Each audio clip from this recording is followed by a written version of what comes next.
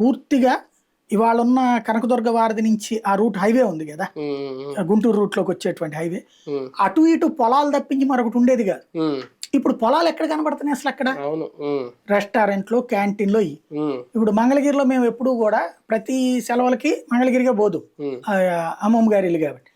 అక్కడ ఎండాకాలం సెలవులంటే ఇప్పుడు మీరు చూస్తున్నటువంటి ఆ హైవే కానుకుని ఉన్నటువంటి రోడ్లోనే కదా ఇటు తెనాలి వెళ్ళే రూట్ అయ్యా, అవన్నీ మామిడి తోటలు. మేము అక్కడికి వెళ్ళి మామిడికాయలు కోసుకుని ఆవకాయకి మాగాయకి అవన్నీ కోసుకొచ్చి ఇంట్లో పచ్చళ్ళు పెట్టడానికి అక్కడికి వెళ్ళేవాడు. అది ఊరు చివరన అనేది ఒక లెక్క. అట్లాంటి ఊరు ఇప్పుడు మంగళగిరిలోనే అటు రోడ్డు ఇటు రోడ్డు ఎట్లుంది, మొత్తం మారిపోయింది. ఇది వ్యవసాయం పోయిందట్టే కదా అదంతా కూడా కంప్లీట్ గా.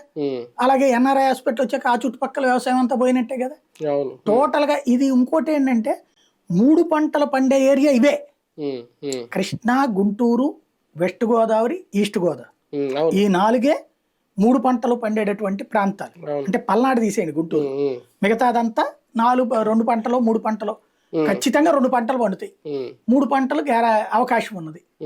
అలాంటి ఏరియాలన్నీ కూడా పోవడం వలన ఎంత ల్యాప్స్ అయింది మనకి అగ్రికల్చర్ గ్రోత్. మన వాళ్ళు అంటుంటారు జగన్ వచ్చాక తగ్గింది, చంద్రబాబు వచ్చాక తగ్గింది అని వైసీపీ ఇట్లా మాట్లాడతారు. ఎందుకు తగ్గింది అంటే వ్యవసాయం వైపుకి పోవట్లేదు. ఒక రైతు తన భూమికి వచ్చేటప్పటికి అంత ముందు 5 లక్షలు 6 లక్షల వాల్యూ చేసేటువంటి భూమిలో